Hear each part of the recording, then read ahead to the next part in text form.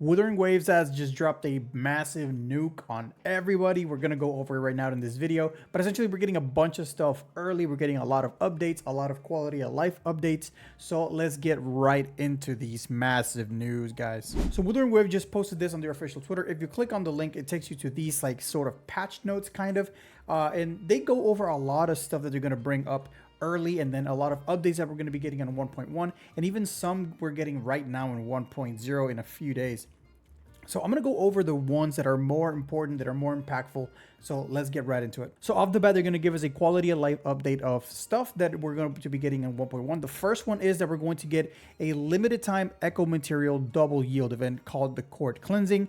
And this, from what it reads, is that echo material upgrade stuff is probably going to end up being the tubes. So the tubes are the thing that everybody is missing. Like nobody has enough tubes to upgrade their echoes. That is what everybody's struggling with, including myself. So they're doing a double drop event on that. That's what I'm assuming it reads like. This says echo material, doesn't say echo, and the only echo material you really need is either that or the tuners, or either or. We're getting double drops on those, so that's pretty good. In version 1.1, we will adjust the progression system due to shell credit costs of echo development. There was a bug where you were getting extra shell credits when you recycle your echo, so they fixed that. Version 1.1 will remove the reward cutscene of the tacit field. That's so annoying because whenever you do a tacit field to get your tuners and to get your echo upgrade material, you would have to sit through this little cutscene that was really annoying. 1.1 and forward, yield echoes and echo development materials will be increased. So what this means is that echoes are going to have increased rates, echo drop rates are going to increase, and then the echo development materials will also be increased, which is also like, this is all we need. Like the echo development materials being increased is going to give everybody a massive advantage, because right now I don't think everybody has one full team of max echoes with good stats, because we just don't have enough of the experience materials to actually do that. So with this, hopefully we get a bunch of those so we can actually start building our characters. Number 5, in upcoming updates, we will introduce a wave plate storage system. So this is probably going to end up working kind of like Honkai Star Rail or Genshin, where if you overcap, you are able to store your wave plates or store your stamina. But hopefully they let us like consciously put stuff in there. So if you're not going to play for an entire day, let's say you do your dailies and you have 100 stamina staying there, hopefully they let us transfer that active wave plates into the storage, and then we can access it later. Hopefully we can do that, because if that's the case, then this is going to be huge. Over here is talking about the whole shell credit with recycling echoes, so that's pretty good. For the players that actually got impacted by this bug, they're going to be getting like some sort of refund, and then we're also going to be getting a million shell credits on top of that. That is insane. This is going to give everybody a massive boost. That combined with the enhanced drop echo rate and the enhanced echo material drop rate, every account is going to have an enhanced progress buff, essentially. To be able to take part of this, you would have had to create your account by May 30th. So unfortunately, if you haven't created your account by now, you're not going to be taking part of this. And then also we're going to get an additional 20 crystal solvents, which is essentially 1200 stamina. So we're going to get 1200 stamina.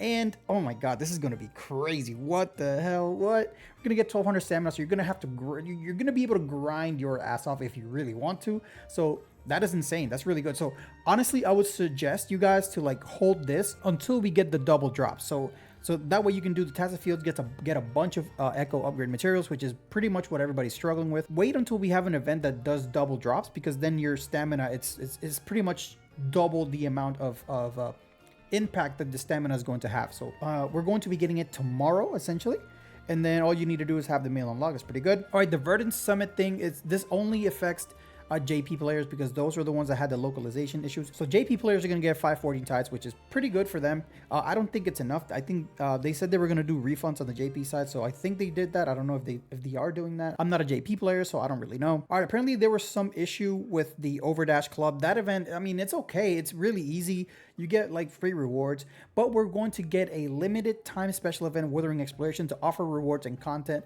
to improve your gaming experience. It's going to last until the 27th of this month, right before we get the new characters we were going to talk about later. And then we're going to be able to get 800 Astrite, Morphable Class Elite Echo, Morphable Class Elite Echo 2, Premium Tuner, and Premium Seal 2. This is insane. This is pretty much giving you 2-3 drops with the desired damage bonus. Pretty much what we already got from the roguelike mode. I don't remember what it's called because it's called something weird.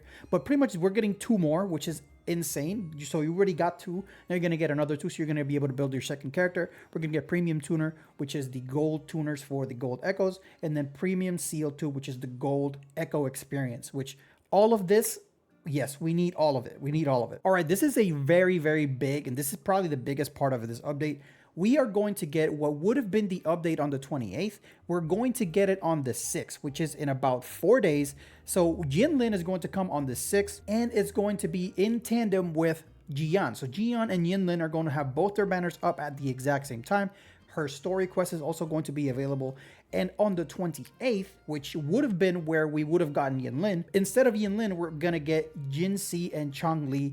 I don't know if they're both going to be available at the same time. We'll have to wait and see. We're going to unlock a new area called Mount Firmament and new resonators, JINHSI and CHANGLI, and a new boss, Yue. So we're going to fight Yue finally, and then we're going to get JINHSI and CHANGLI on the 28th of this month, which is I don't know, 3 weeks earlier than it was supposed to, because we were supposed to get Yinlin on the 28th. So this is insane. This is really, really nice.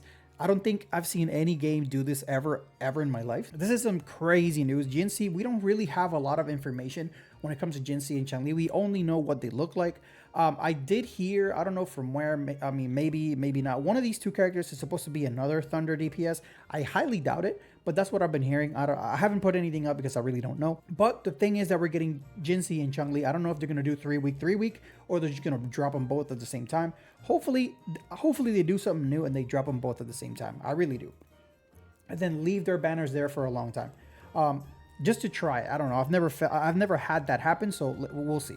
I'm used to the whole HSR 3 week and 3 week and 3 weeks. So aside from that, we're going to get 10 radiant title, which is the premium currency for summoning for CHANGLI, JINHSI, or Yinlin if you're going for either of those. So that is really, really nice. Another 10 pull, that's insane. And then we should be getting that 10 pull on the 3rd again. So probably tomorrow we're gonna get a bunch of stuff, because we're supposed to be getting it at 10 on June 3rd, which is tomorrow. Now, as far as combat, we have the combat control experience optimization. The camera is still messes up every now and then. You know, like I have issues whenever I'm playing. The camera just goes crazy sometimes, so that's pretty good. In recent updates, we've optimized the aggro ranges for certain bosses, including Thunder and Memphis, Crownless Memphis, Limpy, Imperium's Heron, and adjusted prerequisites for enemies to leave the combat state to reduce abnormal disengagement. So this is pretty much whenever you're fighting one of these, farming the echoes, right? You're farming any of those echoes, sometimes the fight resets. And it's happened to me a lot of times. I'm pretty sure it's happened to you too, where you kind of like go outside the boundary of the battlefield, and then the boss thinks you left, and then the boss just resets completely. You could be just about to kill it, it resets. Now, they're also fixing some ghost touch issues on mobile, which I don't play on mobile, so I'm unaware of all these issues, but apparently they're aware and they're fixing of it. Delayed availability of custom key binding feature. So custom key binding would have been amazing to have, but apparently they are going to delay it for keyboard and mouse. But if it's on the pipeline, it's good, because it's always good to have custom key binding on every game. So all right, this happened to me. I know this is definitely skill issue, but no precious limits for store items like flour, leading to accidental purchases. Guys, I spent 1.6 million on sugar, like all my money. Like I'm really down bad for shell credits because of this bug. So I don't know, like, if they're gonna reimburse. I don't think they're going to reimburse, but yeah, I was part of this. So to me, this would have been nice to have just from the beginning.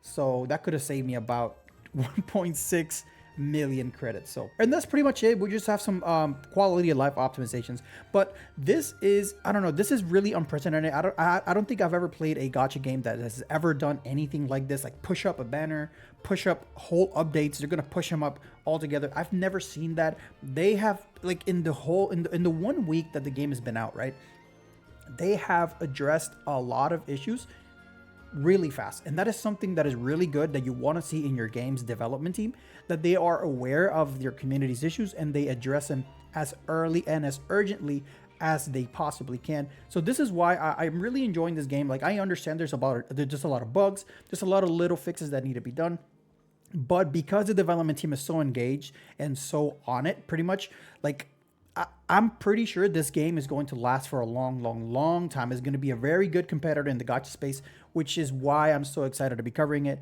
because of developers like this. I can put my trust in the development team that if something is wrong in the game, they will address it and they will fix it.